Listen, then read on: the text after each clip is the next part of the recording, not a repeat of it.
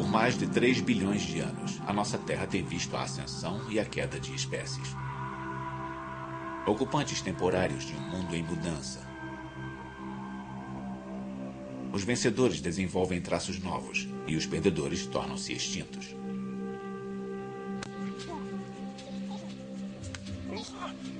E então, há cerca de 5 milhões de anos, surgiu um animal cuja vida foi modelada pelo pensamento, bem como pelo instinto.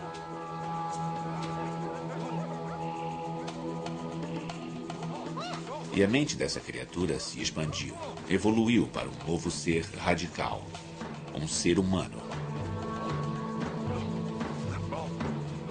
Mas como eles tornaram-se nós? Somente conhecendo-os, podemos conhecer verdadeiramente a nós mesmos e responder à pergunta mais importante de todas. Humanos. Quem somos nós? O nascimento da mente humana. Distribuição sinapse. Primeiro ato. Preparando o palco. Nós achamos que sabemos quem somos. Homo sapiens, a espécie mais inteligente e versátil da Terra. Muita coisa em nós é diferente dos outros animais. Nossa música, nosso movimento, nossas habilidades, nossas vozes e palavras. Somos espertos o bastante para viver em qualquer lugar do planeta Terra e até para sonhar com viagens a outros mundos.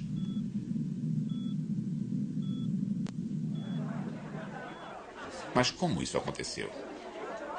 Por que somos tão singulares? Cientistas começaram a desvendar o mistério.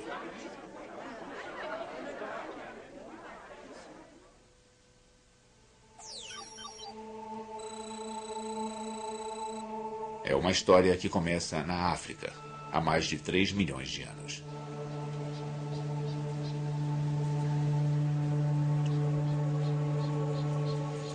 As selvas da África estão cheias de macacos primitivos. Seres que andam sobre 4 membros. Ninguém os chamaria de seres humanos. Mas há feras novas na área. Macacos que andam sobre apenas 2 pernas. Esta criatura nos dá um indício do nosso parentesco. E a espécie mais conhecida vem da África do Sul. Aqui ao meu lado direito está um antigo parente do ser humano chamado Australopithecus africanus, que viveu há cerca de 3 milhões de anos. Como podem ver, o nosso Australopithecus está de pé e tem as proporções do corpo bem primitivas, com braços relativamente longos e pernas relativamente curtas. Esta é uma razão pela qual é muito comum que paleontólogos chamem estes seres humanos primitivos de macacos bípedes. Os cientistas chamam isso de bipedismo. Começa com uma única família de macacos que carrega uma nova mutação genética. Genes que permitem que eles andem de um novo jeito. E floresçam. A evolução não é uma coisa que acontece por demanda. A evolução é um processo de seleção entre variações que surgem espontaneamente e sem uma razão particular.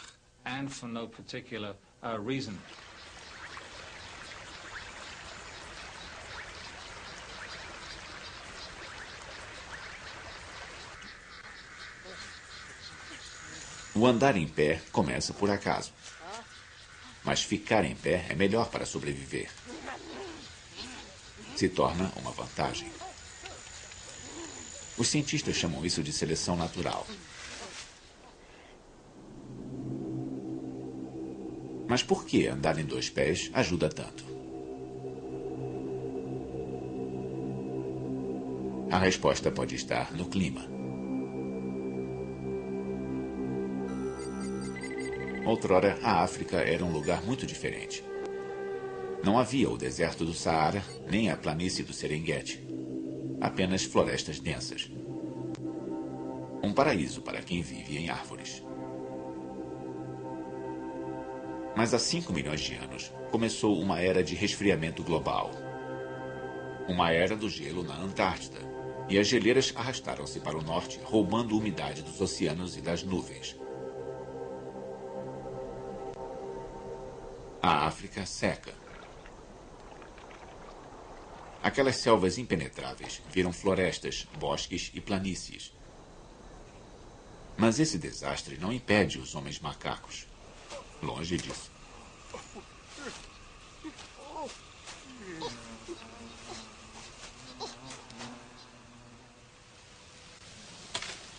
Pistas para o seu sucesso podem ser encontradas na África do Sul, em seus ossos fossilizados.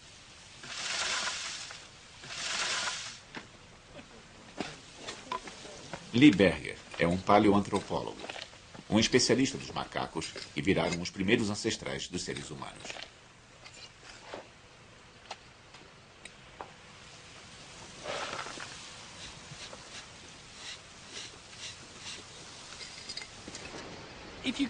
Se a gente pudesse entrar numa máquina do tempo e voltar uns 3 milhões de anos, o meio ambiente em que nossos pequenos australopitecos viviam não seria muito diferente do que se vê à minha volta agora. Floresta partida, uma floresta mais densa, umas árvores muito grandes, mais arbustos muito densos e muita água no leito do rio. Nossos homens macacos passariam os dias se deslocando nesse meio ambiente, colhendo frutas das árvores, retirando coisas comestíveis do solo. Essa é a história da evolução humana. Adaptabilidade em muitos lugares diferentes.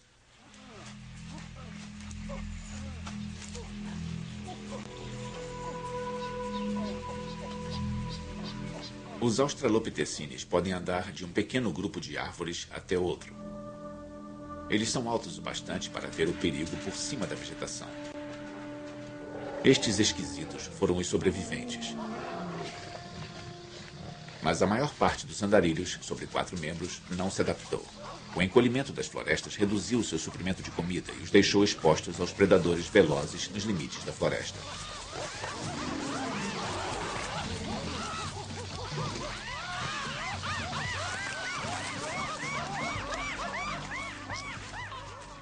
Muitos foram extintos. Os australopitecines tomaram florestas no leste e no sul da África.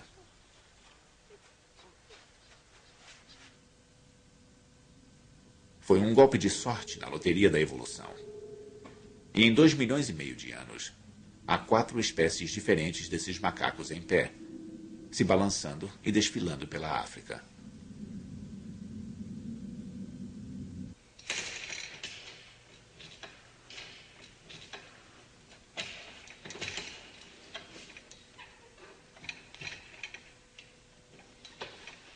Nossos corpos detêm a mesma característica. Braços para balançar. Pernas compridas para correr. Mas o trabalho de reengenharia da natureza nos deixou com muitas dores. Nós temos pés chatos, joelhos que se torcem, costas doloridas e todo um legado disso, de pegar um esqueleto essencialmente quadrúpede, um esqueleto de 4 pernas e deixá-lo de pé.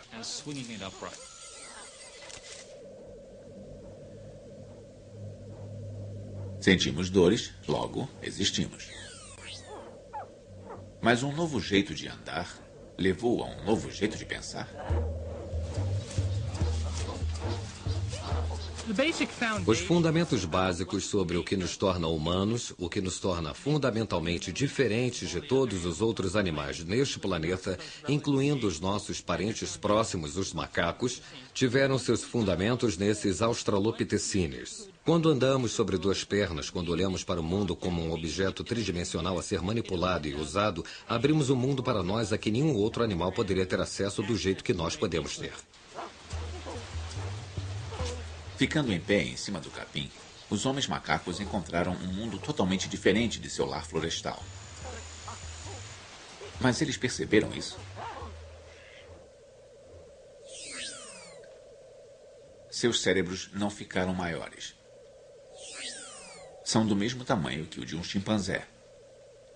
Eles têm apenas 1/3 do tamanho do nosso. Mas, às vezes, Tamanho não é tudo.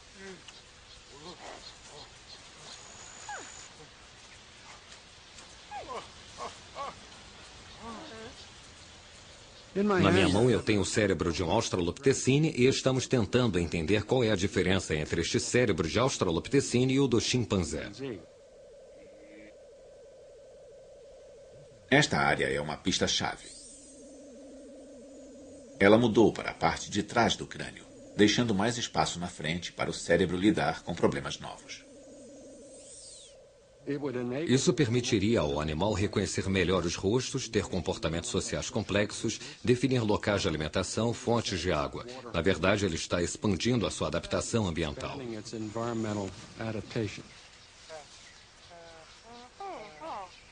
As regras são claras e cruéis. Usar a inteligência para ir a campo e comer rápido antes que alguma coisa o coma. Eles deviam estar em perigo constante. Então, uma das coisas que eu acho que deve ter sido importante foi reconhecer os sinais da natureza, aprender o que querem dizer os rastros no solo, manchas de sangue, vegetação partida, etc, etc. E isso parece ser uma coisa que os macacos pequenos e os grandes são totalmente cegos.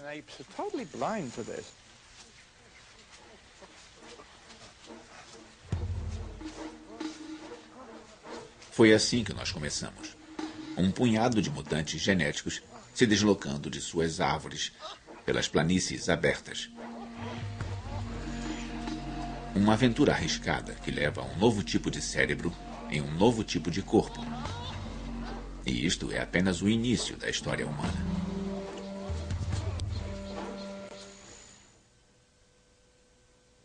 Segundo ato, os primeiros inventores. Os australopithecines florescem na África há 2,5 milhões de anos. Um traço vencedor, nada ruim.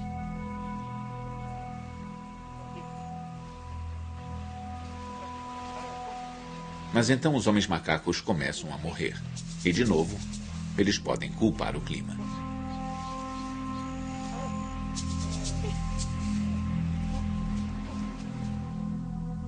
A crise é causada pelo resfriamento global. O Polo Norte congela pela primeira vez. Um novo ciclo de eras do gelo está começando. Para os macacos andarilhos da África, isto é um desastre.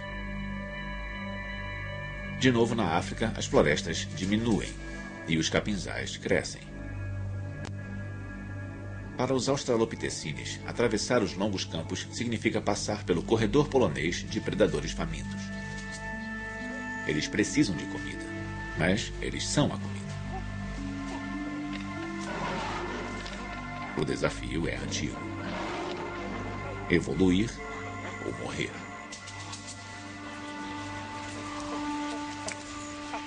Felizmente aparece uma nova mutação entre os homens macacos. E surgem criaturas com dentes e presas imensas. Elas comem castanhas e raízes duras. Este vegetariano durão, chamado robustus, é estudado pelo paleoantropólogo Rick Potts. O que temos aqui com o Robustus australopithecine é o que eu gosto de chamar de a máquina de mastigar na história de nossa família. Esta é uma espécie muito bem sucedida que tinha jeito para se adaptar às mudanças climáticas da época, a secagem da savana africana. Era uma criatura adaptada à savana, um especialista em habitats, mas muito bem sucedido nos meio-ambientes daquela época.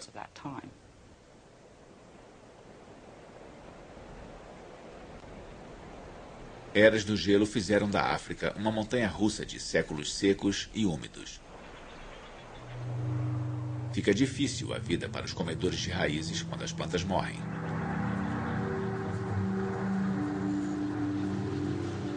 E após 1 milhão de anos, os robustos descobrem que se especializaram na comida errada. Eles morrem. Um beco sem saída evolutivo. Mas, por sorte, há mais de um jeito de evoluir para um homem macaco melhor. Quando os meio-ambientes mudam, há duas estratégias que podem ser usadas para a evolução dos animais. Uma é virar um especialista, se adaptar a uma faixa estreita e específica de habitats e condições, como a maioria das espécies hoje. O segundo modo é virar um generalista, que é expandir as opções da sua linhagem, diversificar o seu comportamento e ser capaz de viver em uma grande variedade de ambientes. Essa também foi uma estratégia bem-sucedida e importante, principalmente na evolução humana.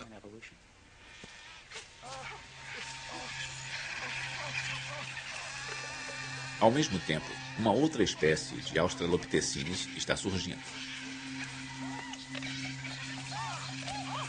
Os generalistas, capazes de adicionar carne às suas refeições, seja fresca ou podre. Esta nova dieta transforma a África em um buffet aberto, chova ou faça sol. Comer carne muda tudo. Os carnívoros não precisam de quilômetros de intestinos para digerir plantas difíceis. Suas tripas encolheram e sua caixa torácica se apertou. É o nascimento da moderna linha da cintura. Este povo macaco está evoluindo para algo totalmente novo. Há muito mais proteína em um rato do que em uma raiz. Sobra o bastante para abastecer um aumento no tamanho do cérebro. Ele dobra. E o resultado é um ancestral humano que nós podemos reconhecer. O que temos aqui é o Homo erectus. É o que eu gosto de chamar de a máquina pensante na história da nossa família. Então temos a máquina de comer e a máquina de pensar. E podemos ver que sua cabeça dá muito menos ênfase em comer os alimentos difíceis da savana que estavam disponíveis na época e é mais propícia a desenvolver um cérebro grande.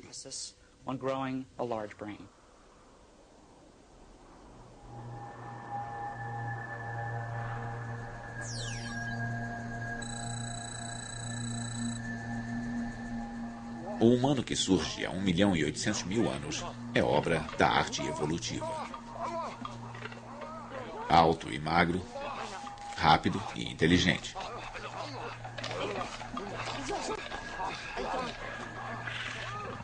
Um carnívoro que apoia-se em ferramentas para devorar suas refeições e em suas pernas quando os predadores tentam devorá-lo, fugindo mais rápido do que qualquer ancestral macaco.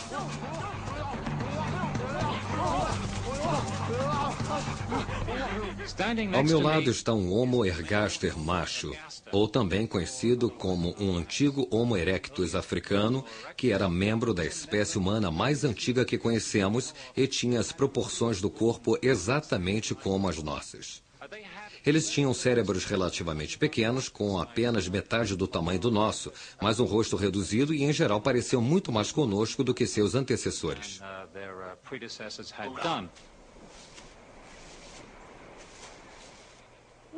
O Homo erectus é o primeiro a passar de 1,80 m de altura, o primeiro ser humano realmente à vontade nas vastidões. Caçador e saprófago, cuja dieta rica em proteína vai direto para a cabeça. Seu novo cérebro é o maior já visto entre os primatas.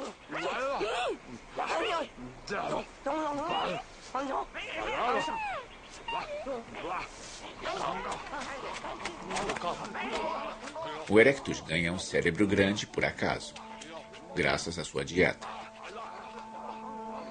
E isso resulta em um mundo de novas possibilidades. Ele começa a quebrar pedras para cortar e fazer ferramentas. Homem macaco algum jamais sonhou com tais coisas. O Homo erectus desenvolveu a capacidade de arrancar pedaços grandes de pedras das rochas e seixos. Temos, por exemplo, esta aqui, que tem esta marca imensa onde foi destacada de um pedaço de pedra bem maior. E aí o Homo erectus usava uma outra pedra para tirar lascas, ficando muito afiada.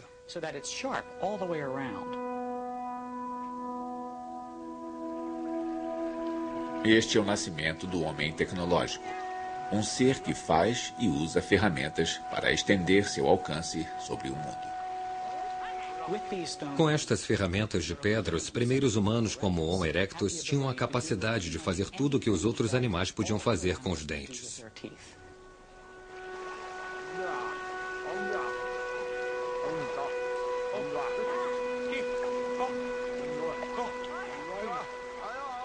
O Erectus é o primeiro a ver uma lâmina em um punhado de pedras.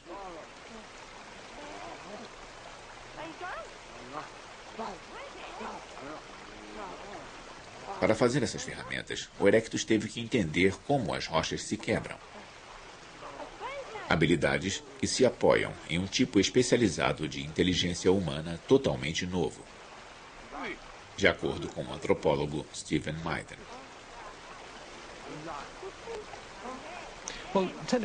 A inteligência técnica é um termo usado para nos referirmos a como alguém pode manipular objetos e fazer objetos de um modo muito complexo. O que a seleção natural parece ter feito foi botar em nossas mentes um conhecimento intuitivo sobre física, cultura material, fabricação de artefatos. Então, de modo simples, quando alguém cresce nessas sociedades, pode aprender rapidamente a usar essas ferramentas. É como aprender línguas hoje. As crianças adquirem isso, elas não fazem esforço algum.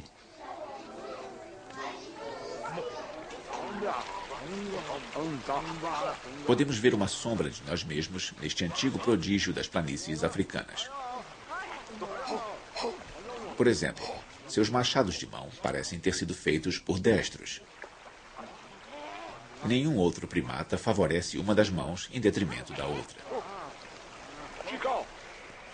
Na minha mão eu tenho o cérebro do Homo erectus. Esta é a parte frontal do cérebro. Esta é a parte traseira do cérebro. E além do seu óbvio tamanho maior, os dois hemisférios não são simétricos. Ou seja, o esquerdo na parte traseira é levemente maior e ele é levemente maior à direita na parte lateral. Nós achamos que isto tem a ver com a capacidade de distinguir direita de esquerda e nos dá a primeira evidência de destros no registro fóssil. Nossos corpos ainda se apoiam nessa divisão direita e esquerda. Isso permite que executemos movimentos complicados e tenhamos pensamentos além de qualquer outro animal. Nós achamos que os dois lados do cérebro fazem coisas diferentes. Por exemplo, se eu tento escrever uma frase, provavelmente estou usando mais o meu hemisfério esquerdo do que o meu hemisfério direito. Por outro lado, se eu estou pintando um quadro e tentando dar emoção e contexto a ele, é muito provável que eu vá usar o meu hemisfério direito para conseguir isso.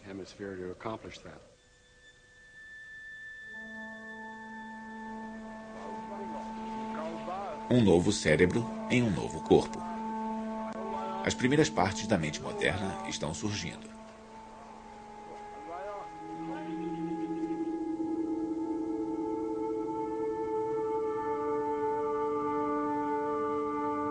Com o Erectus, estamos a mais da metade do caminho que nos separa dos macacos.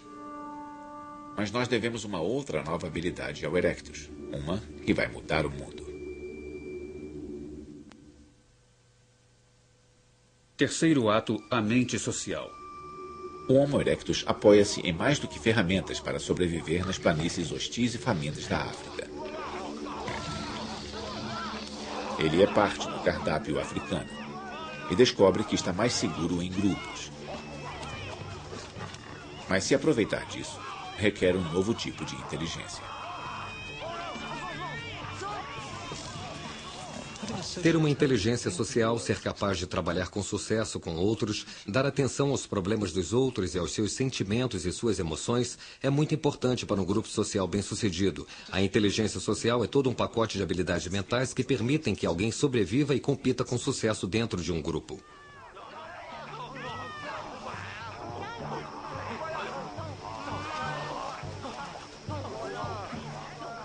O Erectus vive em grupos de 2 a 100 pessoas, muito maiores do que qualquer sociedade de macacos. Para continuarem juntos, eles precisam se comunicar. Mas quanto de sua linguagem ele herda dos macacos?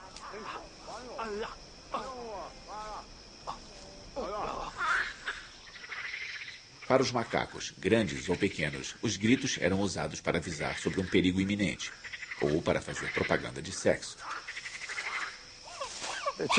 Um chimpanzé pode indicar por algum grito que está com fome ou que está irritado com um de seus colegas, ou pode emitir um som indicativo de que há comida por perto e que os outros devem vir e compartilhar.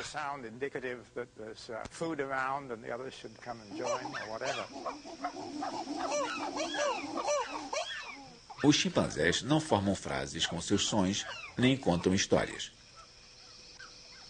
Mas ainda há ecos da fala dos macacos em nossa linguagem de hoje. Quando rimos, choramos ou fazemos gestos, ou quando ameaçamos as pessoas, o fazemos tal como os animais fazem com o seu sistema de comunicação. É a sobrevivência e é extremamente que coexiste com a nossa linguagem.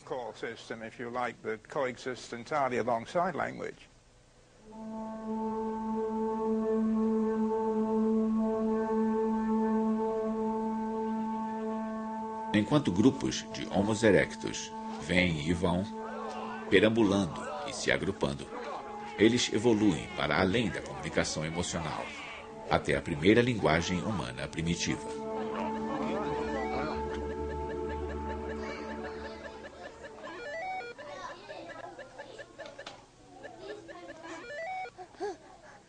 Alguns linguistas acreditam que podemos ouvir os padrões de discurso do Homo erectus ecoando nas vozes de nossas crianças mais novas. Como a maioria dos mamíferos, o erectus e os filhos do ser humano moderno nascem com laringes altas. Isto restringe o alcance dos sons que eles produzem, causando o que chamamos de falar como criança. As crianças modernas crescem sem isso.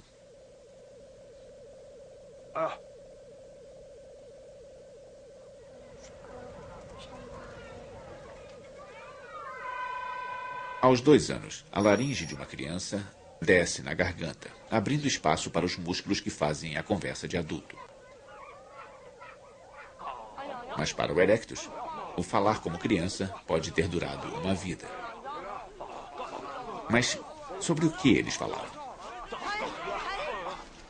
Quando vemos como usamos a linguagem hoje, a maior parte é fofoca. Falamos sobre relacionamentos sociais. Eu acho que há um bom argumento de que o nosso amor pela fofoca hoje é uma ressaca evolutiva e nos diz para o que a linguagem evoluiu originalmente.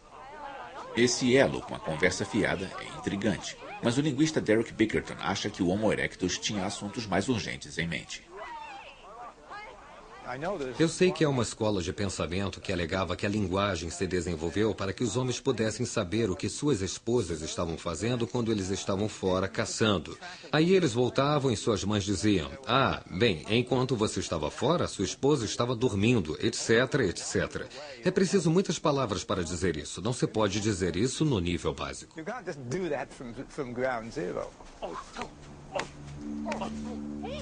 O Dr. Bickerton acredita que as primeiras frases humanas foram informações sobre onde o jantar estava sendo servido. Seria possível para um desses grupos de caça conseguir comida, trazê-la para os outros e contar como foi. É muito mais econômico se for resumido a uma palavra. Vocês podem vir com suas pedras e gravetos e afugentar as hienas. E pronto, comida para uma semana.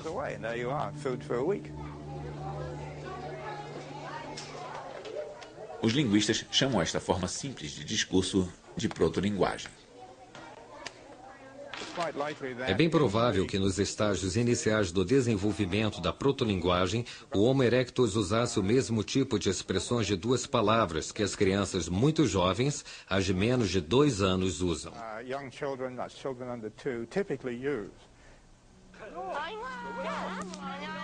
Ferramentas de pedra e a linguagem simples dão ao erectus uma vantagem evolutiva.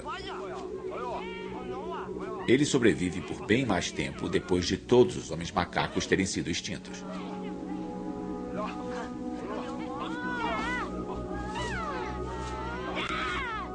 E há 1 milhão de anos, o erectus enfrenta a sua própria crise climática. Uma grande série de eras glaciais, durando 90 mil anos de uma só vez, secou a África, criando as grandes savanas que conhecemos hoje.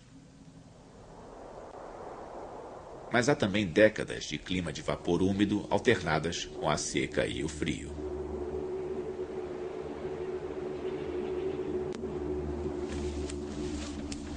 Quando o cardápio muda, o erectus tem que escolher novos animais e plantas para comer. Sua sociedade está organizada bastante para pegar suas coisas e se mudar com as estações. Eles são os primeiros nômades, seguindo grandes migrações de caças, se aventurando em território desconhecido.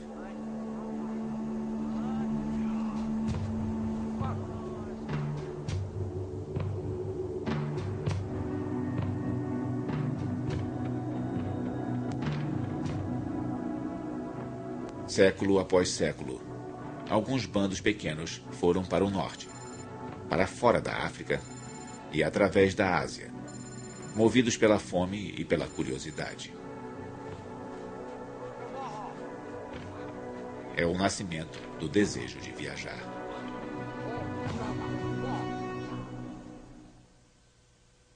Quarto ato, o nascimento da primeira mente humana.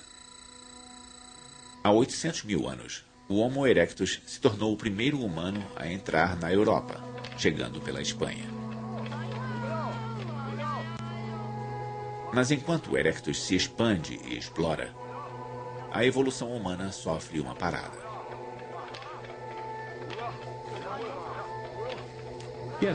Durou muito tempo a presunção de que a evolução é um tipo de processo linear e que se os nossos ancestrais remotos tinham cérebros menores e nós temos cérebros maiores, então nas épocas intermediárias deve ter havido um processo lento de aquisição de aumento de inteligência. Um exame mais apurado mostra que não é esse o caso. A evolução tendeu, como todas as outras formas que conhecemos, a tomar um tipo de curso episódico.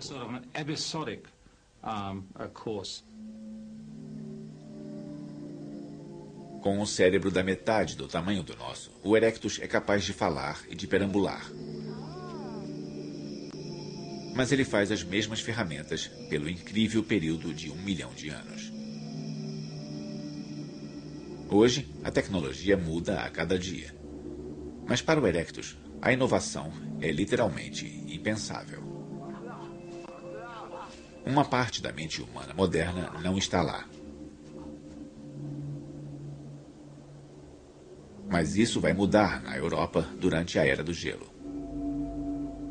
O erectus encontra um mundo muito diferente de seu lar africano. Ele enfrenta a extinção na neve.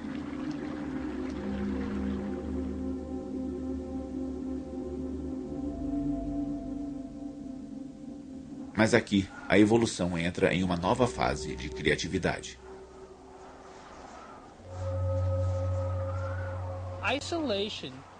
O isolamento pode ser uma vantagem seletiva, permitindo que certos aspectos se sobressaiam em uma população e que essa população se expanda quando acabar o isolamento. Há muito espaço na Europa para ficar isolado e para aparecerem novas raças de humanos. O tamanho do cérebro começa a crescer. Primeiro, há cerca de 500 mil anos, e depois, por volta de 200 mil anos atrás, um cérebro tão grande quanto o nosso, em uma criatura chamada de Neandertal.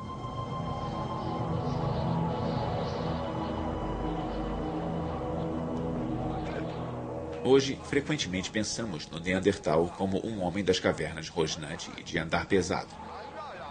Mas ele foi o rei da Europa na Era do Gelo, capaz de inovar e sobreviver no frio.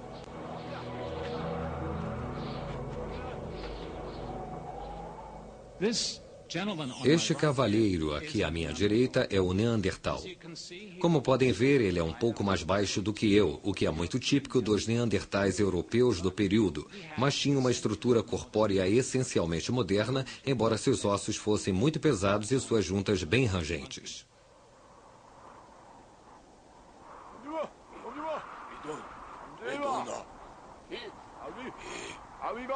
Os neandertais são baixos e têm bom isolamento térmico, feitos para sobreviver no frio.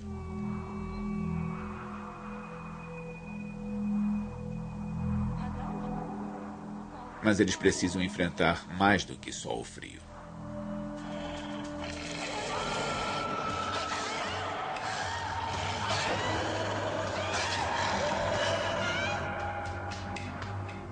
Há evidências de que os neandertais caçavam as suas presas, em muitos casos, em espaços confinados. E talvez por isso muitos neandertais apresentem ferimentos e fraturas. Isso pode ser resultado de acidentes de caça.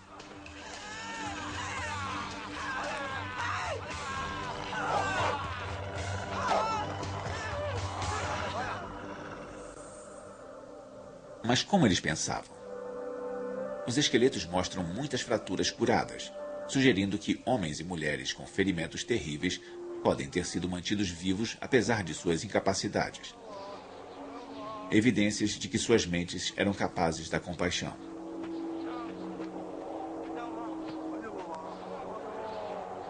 Outra pista do comportamento neandertal vem do formato de seus cérebros.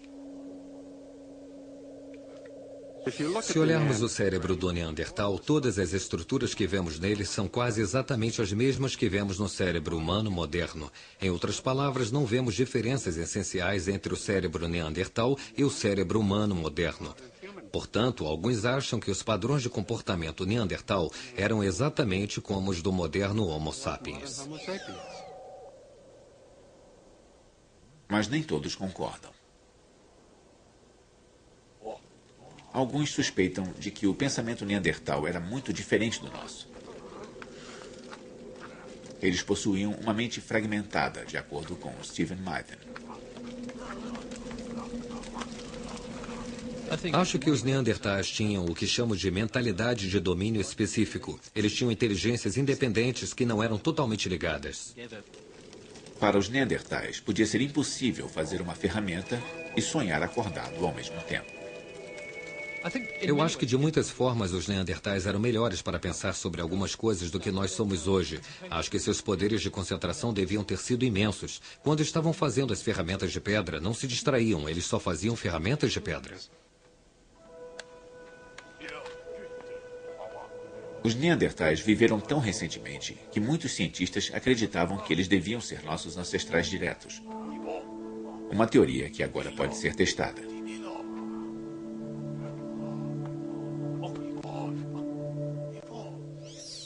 O DNA de humanos modernos e ossos de neandertais são comparados para identificar diferenças genéticas. Entre humanos e neandertais, houve 27 diferenças, muito mais do que encontramos normalmente quando comparamos um humano a outro. Isso demonstra que os neandertais e os humanos anatomicamente modernos são realmente muito distintos.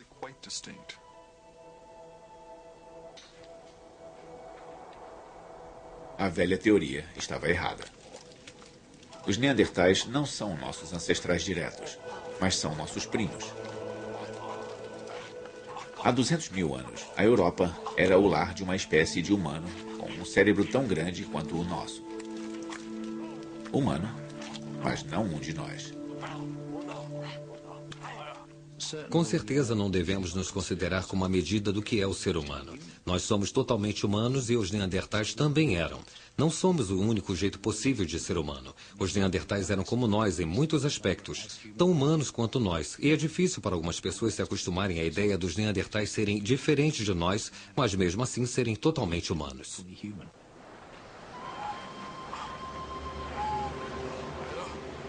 Então, de onde veio a nossa espécie e por que nós evoluímos? Este é o próximo e maior enigma na história humana.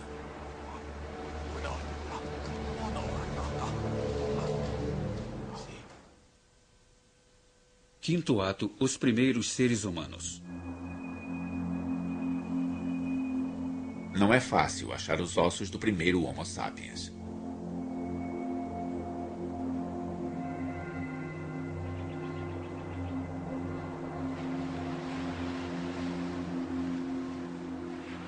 Até agora, a evidência mais antiga vem de uma caverna à beira-mar, perto da cidade do Cabo, na África do Sul.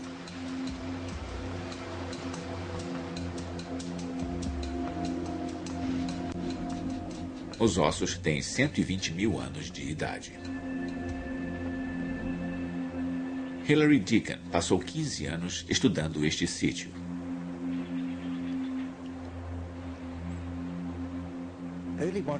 Os primeiros humanos são diferentes de seus predecessores por terem uma testa muito mais vertical, por terem queixo e vários aspectos cranianos anatômicos. Talvez eu possa explicar isso mostrando alguns dos fósseis. Este fóssil aqui é de um tipo de humano arcaico. Este é o famoso crânio Kubwe de Zâmbia, e ele é muito robusto em toda a arquitetura facial, com a região das sobrancelhas muito robusta. E se o compararmos a um humano moderno, e este é um exemplo, aqui temos uma testa muito mais vertical e a região das sobrancelhas levemente desenvolvida. E este é um crânio muito mais esguio e muito mais gracioso.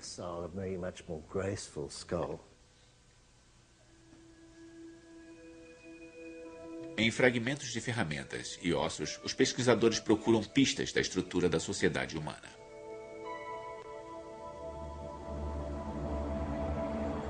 Esses humanos modernos usam ferramentas similares às inventadas pelos neandertais na distante Europa. Lanças e lâminas de pedra garantem uma dieta regular de focas, pinguins e peixes. Mas os cientistas duvidam que esses sejam os primeiros humanos.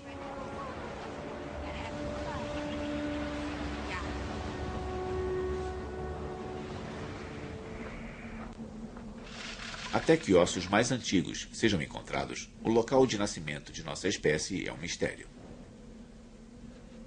Duas ideias surgiram. A primeira é chamada de teoria saído da África.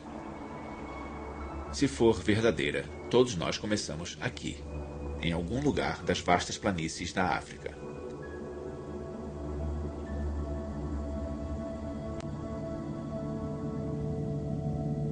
Ou o Homo sapiens se desenvolveu simultaneamente em vários locais, em 3 continentes.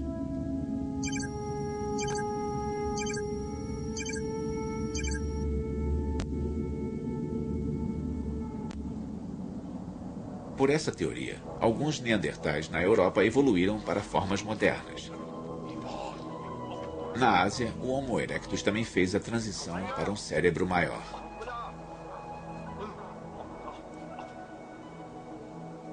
Três espécies na época, uma espécie agora. Se esta teoria multirregional for verdadeira, estes grupos separados teriam se deslocado, se encontrado, se acasalado e trocado genes até que todos os humanos da Espanha até Java virassem uma raça comum. Os geneticistas como Lynn Jordi são céticos. Um dos problemas reais da hipótese multirracial é que ela requer um número imenso de seres humanos na África, na Ásia e na Europa para permitir que o gene flua. Uma população muito pequena de humanos, 10 mil ou menos, não é o bastante para cobrir o globo em uma quantidade suficiente para permitir que o gene flua ao nível que seria necessário.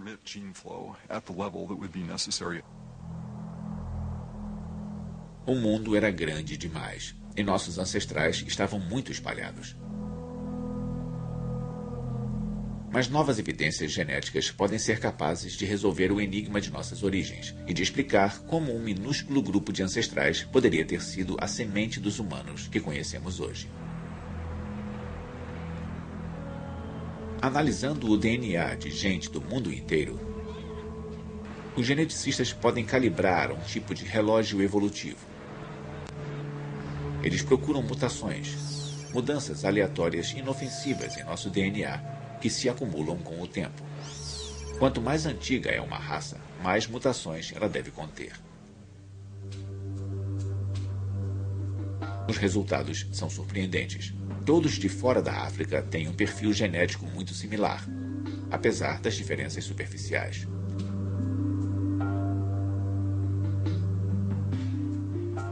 Mas o povo africano é diferente. Seu DNA contém uma variedade muito maior de mutações.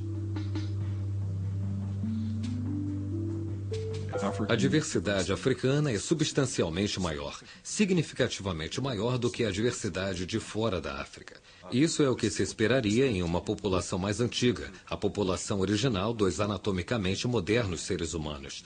Esta pode ser uma evidência de que os seres humanos modernos se originaram naquela população africana mais antiga.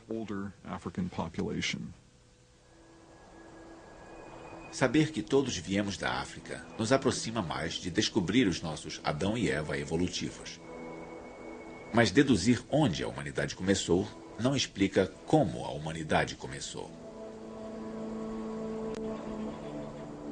Para achar essa resposta, temos que voltar à África há 150 mil anos. Há uma espécie humana primitiva aqui, descendente do Homo erectus. Estes seres são nossos ancestrais diretos. Eles evoluíram porque encontraram sérios problemas.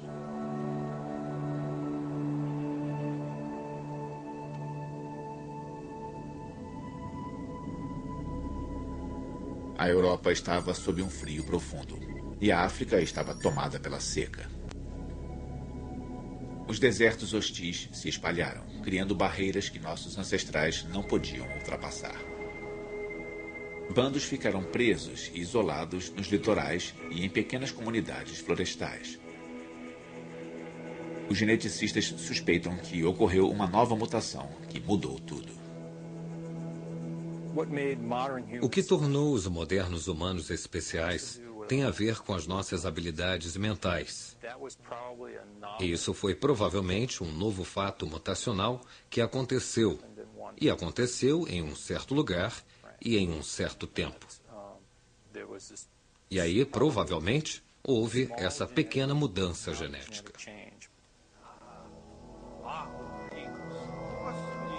Uma mudança acidental em uns poucos genes pode mudar radicalmente o modo como as pessoas vivem e pensam. Seria uma mudança na tecnologia básica que eles usavam, talvez uma mudança no sistema social e, é claro, também pode ter sido uma mudança na biologia, na forma do corpo, ou talvez até uma mudança no modo como o cérebro operava.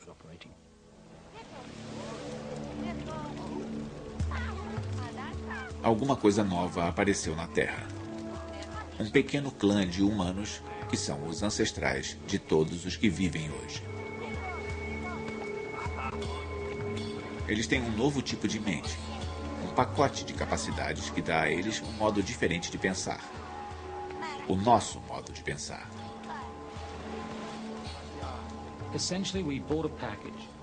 Essencialmente, nós compramos um pacote. Exatamente o que era esse pacote nós não sabemos ao certo, mas ele tem muitas dimensões que ainda estamos descobrindo.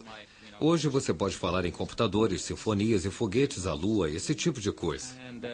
Amanhã pode haver outras coisas de que você poderá igualmente falar que ainda não inventamos. O que nós temos é uma capacidade e ainda estamos explorando os limites dessa capacidade.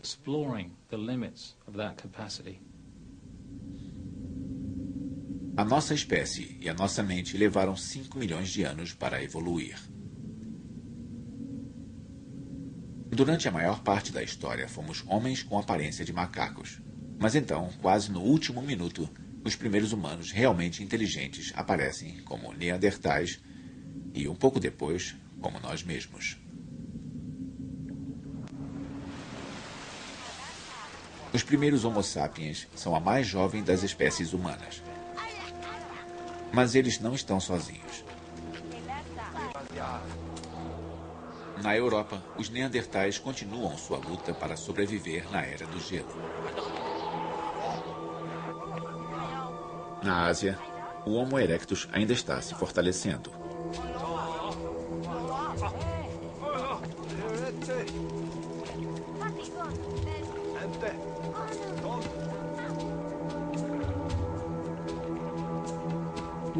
Nós tendemos a pensar que por estarmos sozinhos no mundo, o nosso jeito é o jeito normal de se fazer as coisas. Mas com certeza não é. Se olharmos para trás, para os registros fósseis, descobrimos que há várias espécies dividindo o meio ambiente e, com certeza, dividindo o mundo umas com as outras. Não só uma espécie humana, mas várias. Logo, elas vão se unir em um confronto que vai decidir o destino da nossa espécie e transformar o mundo. Versão brasileira MG Studio.